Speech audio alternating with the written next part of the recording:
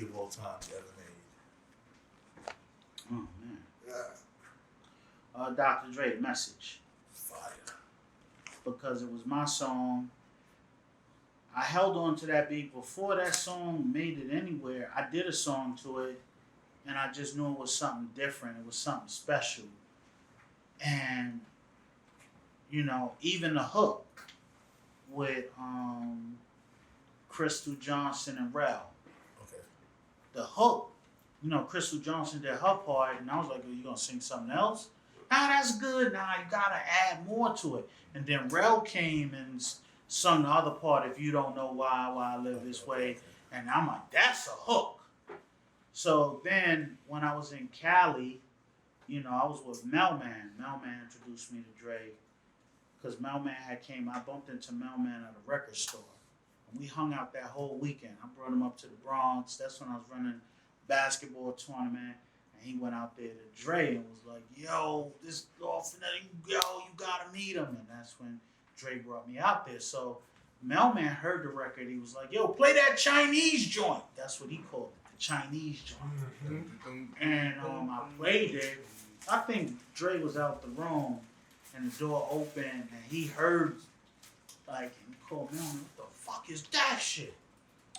That's Ness joint. He was like, "Yo, you think Ness will sell it?"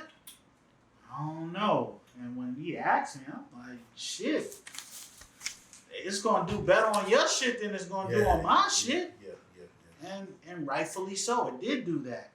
But yeah, that was a beat that when I did it, somewhat just like Hip to the Game goes right under that. Okay.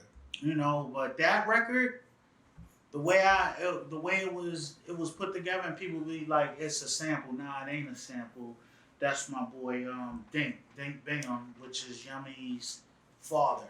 Okay. He was playing that. We sat in there going through fucking Triton Rack or some shit, and he pulled up the harp noise and shit and started playing some Chinese shit. And I'm like, "Oh, let's keep going with that." And we constructed it. And like I said, I probably held that record for about 3-4 years. But that's how you can tell, like, great music don't have no expiration. Nah, good music, good music. Nah. I agree with that. Do you have anything like that right now that you know if you give it to somebody, it's over? Like, if you, right now on your stash, one, I know you got it. Y'all keep joints. Everybody, your music. I got a few, but what you gotta understand, people don't understand that the magic works when y'all do it together. Everybody wants you, give me some beats. First of all, if you talk to me like that, it's a turnoff for me because I tell niggas, I don't do beats, I do art. It's a whole difference. Yeah. And I'm not gonna let you fucking beat street spit on my shit. Yeah, you know what I'm saying? Yeah. So when I look at music, you create the magic when y'all both there and you can both talk about what you hear, what you want to do. And that's how the music and the magic is created. Everybody like, give me a beat. First of all, it's crazy, right? Because you could say, Ness, give me a beat. What I think is hot and what you think is hot might be two different planets. It's been times that I've sat with artists and I've played shit and they go, "That's it." And I'm like, "That? Oh, this is it. I'm going to make the hit with it." And it worked.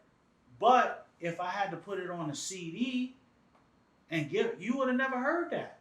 That's why I think it's important for artists and producers to sit down, because you never know. Like I always tell niggas, I look at myself as a tailor. Yeah, I got some suits in the closet. Meaning I got beats that's already done. But recently, got some new fabric in. Which is, I probably went record shopping. I probably got something out of Russia or fucking Canada. I got some new fabric in the back. Some new equipment. And if you let me pull this fabric out and play this fabric, maybe I craft you a suit with this fabric. Mm-hmm. And that's how the most flyest shit is made, because it's like, yo, I'm going to go to Ness and get something like that. Nah. Ness crafted this shit for me right in front of me. He played me something that he thought was incredible, and they put it together. He called the fucking musicians in, and we finished it off. That's how I did Off and On was like that. When Trends of Culture came, they came to my fucking living room and 1209.50, and I put that together. And they doing the rhymes while I'm doing the beat, and that's how you got it. But if they ain't come sit with me, you might have never heard Off and On how you hear it now. So people who keep with this, email me some beats. That's just the dumbest, stupidest shit ever. I agree. So you don't like the culture of just somebody rhyming on the beat, not being in the studio. You like the intimacy of the studio with the artist and y'all building together like that. But I just found out recently that you was the first artist that Premier ever made a beat for other than Guru. You was the first one. It was Guru. Oh yeah. And then it was you. Yeah, Premier. That was it. Premier. Straight out of Houston. Right after they did the No One Mr. Nice Guy album, I was signed to Wild Pitch. So I was the first artist on Premier. See me in a seminar in 1989. He was there with the owner of the label. And he was like, yeah, we just signed this dude. Tell me what you think about him. And he seen me and was like, no, we got to work as soon as we seminar shit is over. And that's when they was living in the Bronx off of University Avenue. And I was around them. First of all, Guru is the one that picked my tape out of the demo shit. All right. And then Premier was fresh from Texas. So like I said, my story got so many layers to it that people can't begin to understand the layers that... Too much. Right. But like I said, with producers, the best work is when you sit and you vibe. Like, you know, you ain't gonna ask Dr. Dre give you a fucking beat tape. I hate that shit. I hate that shit too. It's just corny. I just corny. don't think you get the best out of, you know, you don't get the best. You don't get Quincy and Michael or like... Well, it's that. Even that, I had to learn that was different too, because I always thought producers did all the work, right? And I remember Jazzy Jeff telling me, like, you got to look at Quincy Jones, right? He said when they asked Quincy Jones to work with Michael, Quincy could have said, you know, yeah, I'm going to work with Michael and did all the shit himself. He said, I'm getting ready to work with this motherfucker. I got to get the best musicians from every which way to make sure these albums and these shits are historic. These shits are immortal. So sometimes it's the collaborative effort that somebody knows how to get this person, put this together, put this together, put this together. Like Diddy, kind of like Diddy. Does Diddy kind of do that a little bit? He's not a Quincy Jones. Diddy not a producer. I shouldn't even. Diddy not a producer. He's not even the same. Producer don't hit the machine. Diddy just knows. You know, but it's certain people that hear certain things that know how to put it all together. And y'all, you here to make something that's classic of all times. That's why it's hard when I look at new artists, right? Because I know the struggle we've came up in. So I know when we were doing records, when we was trying to get signed, right? You know, you did your little fucking tape, put your 3 best songs on a fucking tape, and you go, damn, man, is this good enough to shop? You playing it?